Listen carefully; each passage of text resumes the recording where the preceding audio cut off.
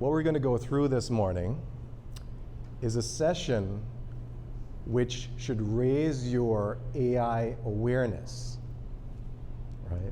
Well, it's a wonderful morning, and thank you so much, Sophia. And I'd like to thank the WCCI and the WE3A mission, as well as IDB, for making this event possible. Now, I'd like all of us to take a moment right now to just take a deep breath. Just take a deep breath. All right. That's good. That's good. And this works. What we're going to go through this morning is a session which should raise your AI awareness, right? So my mission here this morning is to make sure that I stress on the point awareness here, because it's critical. Every single person in this room, I presume all of you are decision makers, business owners. You make hundreds of thousands of decisions a day, and you'll find that what fuels those decisions, at least the good ones that are made, is a certain level of awareness. Now, AI is a very touchy subject, right? Everyone would agree. We don't necessarily know what to make of this. So we're going to go through some things, we're going to have a conversation, and hopefully we can get to the bottom of things, because there's a lot that I'd like to share. And again, as Sophia mentioned, we've been working right there on the leading edge, right there at the level of industry. It's not necessarily esoteric, it's not theoretical. We've built with this stuff, we know the game, and I'm about to share with you some golden nuggets with regards to the appropriate perspective on AI moving forward. All right? So, like I mentioned, there are a few things that I want to cover. We're going to talk about whether, generative AI, is it a fad, or is it, a shift? Is it really something to be, concerned about? Is it going to be a momentary bubble, or is it here to stay? All right? So you should know certain key concepts. If you don't know those concepts by now, we're going to cover those, especially in our age of generative AI. And then, this is the key part here. I'm going to impart a perspective, a very useful one, that you can use when handling AI or any AI in any subject matter moving forward, all right? And then we're going to talk about practical things. AI is nebulous generally, but I'm going to take you through a certain series of cases. There's tons that I'd like to share, but of course, I've got to be sensitive with regards to time. Actual use of AI in industry, so that you can have a frame of reference. And then, of course, everyone's worried about the economics of things. So we're going to go through the economics of AI. So let's start with this. Is generative AI a fad, or is it a shift? How many of you think it's a fad? It's just transient. Everyone and their grandmother's talking about it. You might as well just have it in a conference. It'll boost attendee uptake. Is it a fad, or is it here to stay? Is it a shift? How many of you think it's a fad? Sorry. Oh, so no one thinks it's a fad. How many of you think it's a shift? How many of you think it's both? I'm with the ones that think it's both. It's actually both. It's happening simultaneously. It is here to stay, without a doubt. But in the midst of it, there's a lot of superfluous things, shallow things. Like, have you seen the AI toothbrushes? Come on, come on. Okay, so with that, let's just dive in here. We know that AI is everywhere, whether it's being driven by this transient fad of generative AI, all the fancy glitz and glamour, but we also see that it's actually making its way into every single corner of our lives. Just like tech, and just like the world was being driven by tech, now it's AI-related tech. The funny thing is that I'm subscribed to this spiritual podcast, and they're even talking about AI in spirituality. How about that? Interestingly enough. And they're saying that, the AI that we currently have that's programmed, that has all of this information that's pre-programmed, we should be very cautious about that, because the pre-programmed AI can become a slave to nefarious human beings, and they can do their bidding at scale. Whereas they, on the spiritual sense, the AIs that we should aspire towards are the AIs that are channeled directly from another dimension. Sorry, I'm getting spiritual.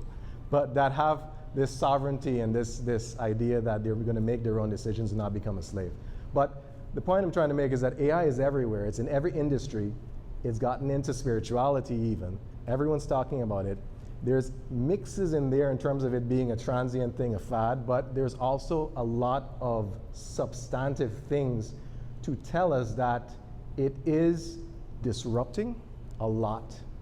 It's disrupting our creative industries, positive disruptions actually. It's disrupting our creative industries, it's disrupting the way our education system works. What's going on there, right? So we see that it is here to stay, and it's important for us to understand that as business owners, the name of the game is all about productivity, right?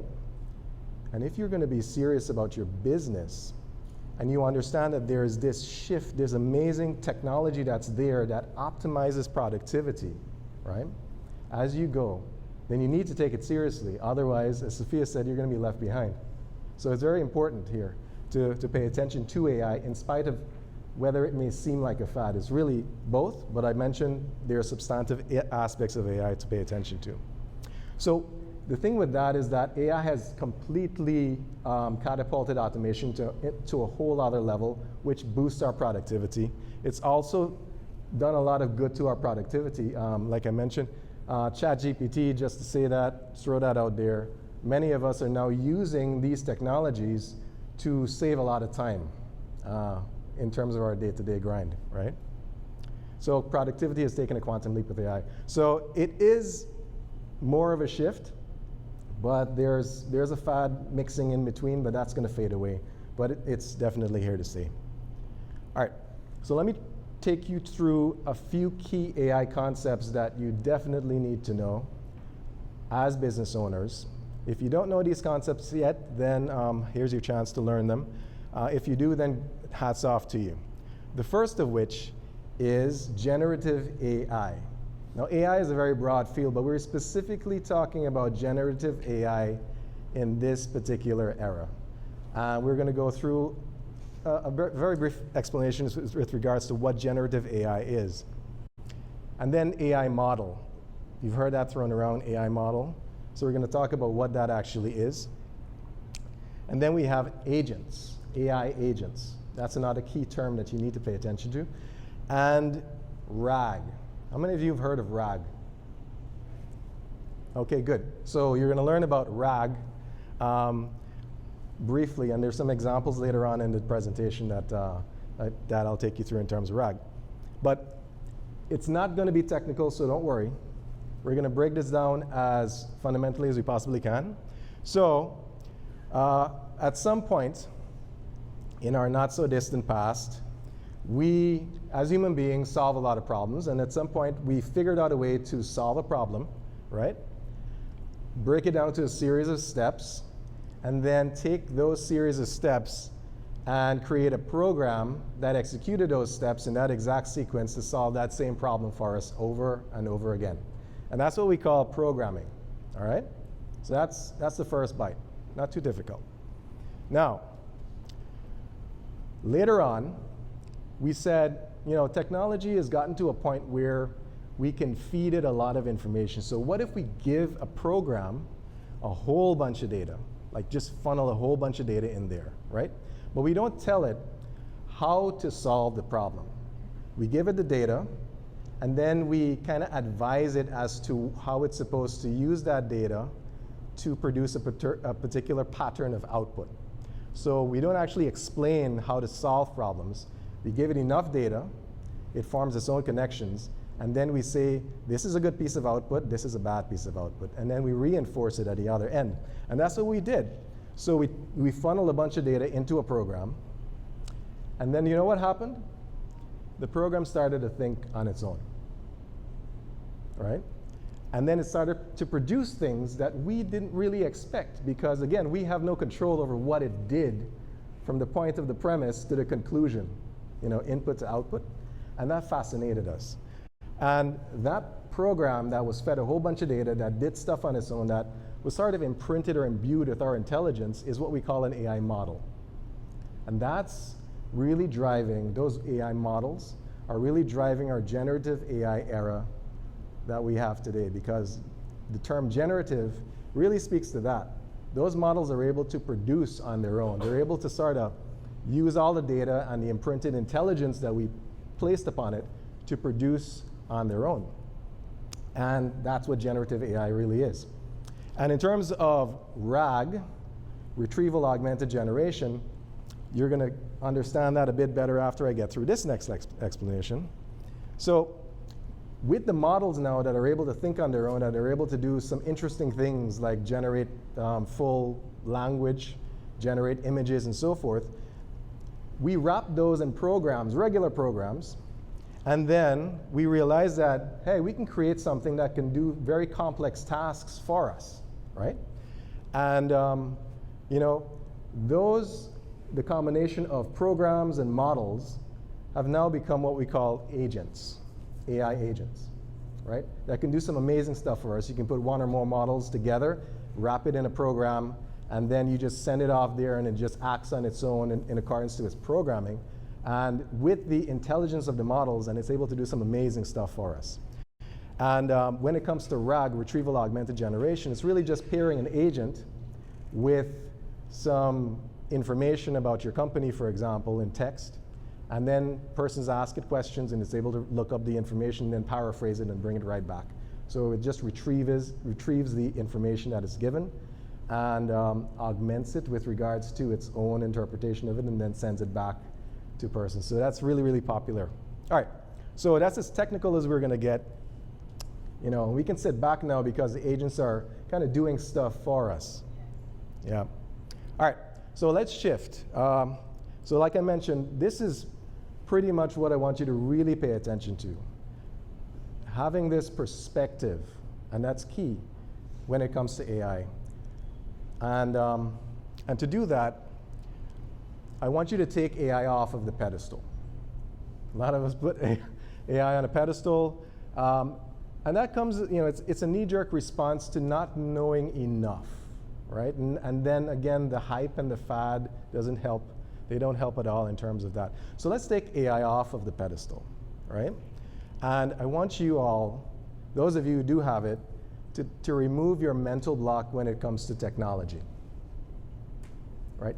And I'll tell you why, even more so now, technology has not been as relatable as it is right now, thanks to generative AI.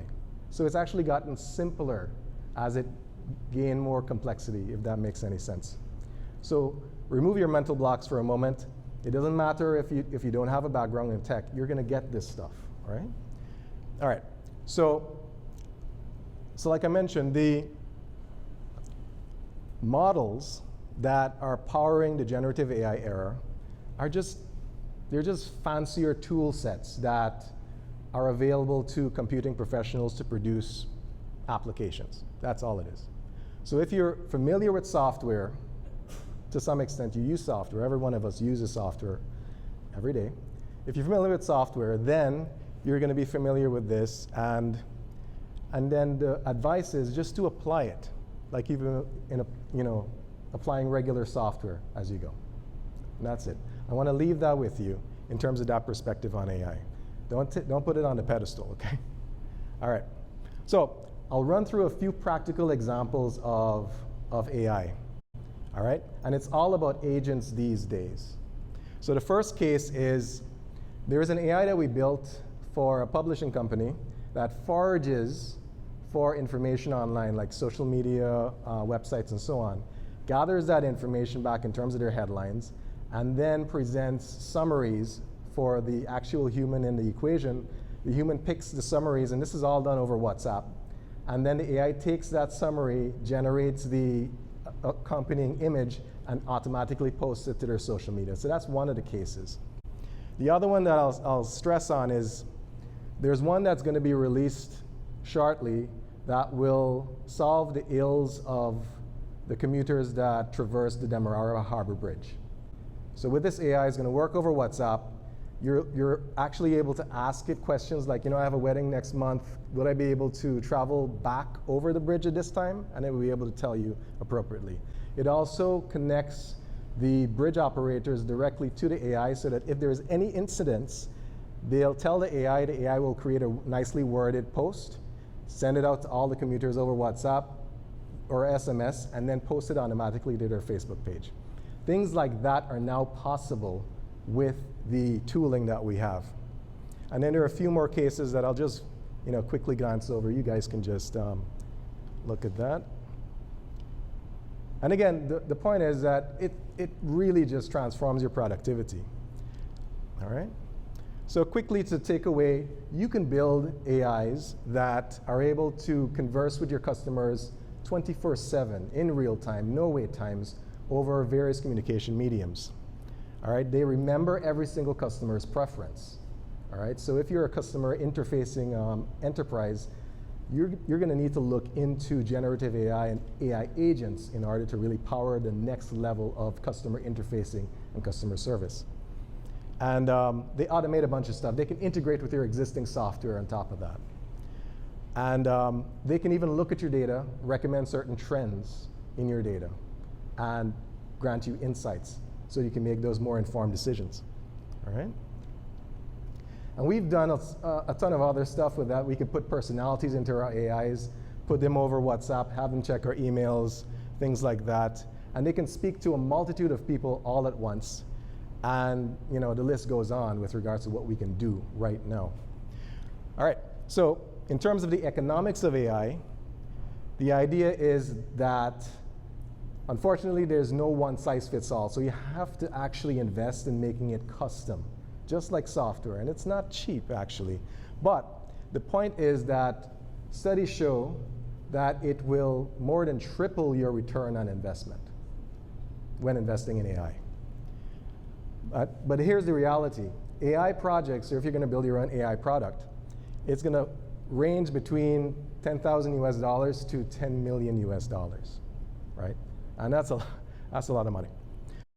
What we've been doing at TrueSelf is we're looking to address that, to make it more accessible, to make AI more democratized, to put the power that we have in our current era into your hands without breaking the bank. And this is a completely shame-free plug. Powerful AI solutions don't have to break the bank. What we've been doing at TrueSelf in collaboration with IDB Lab is that we wanted to simplify that process because we don't think right now we need to make tech any more complex or any more complicated. So we've built a platform to simplify deploying and managing AIs in the cloud, even monitoring them. And we've also done it so that it can be self-serve. So you don't need any technical knowledge to wield your own AI.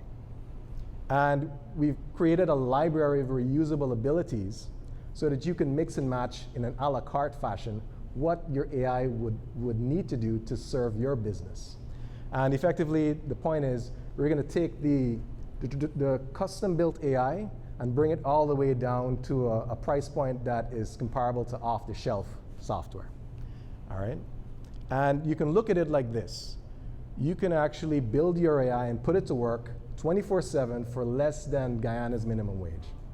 All right? So with that, I want to also share this. If you have your phone up, you can grab this QR code. It's going to lead you to chat with one of our demo AIs. Her name is Iris. You can ask her about Guyana. All right? So that'll take you directly to WhatsApp so you can have a first-hand view of first-hand experience in terms of Iris. And then once you're finished, everyone got that? Good. This is my contact. Scan that QR code, reach out to me with any questions that you have.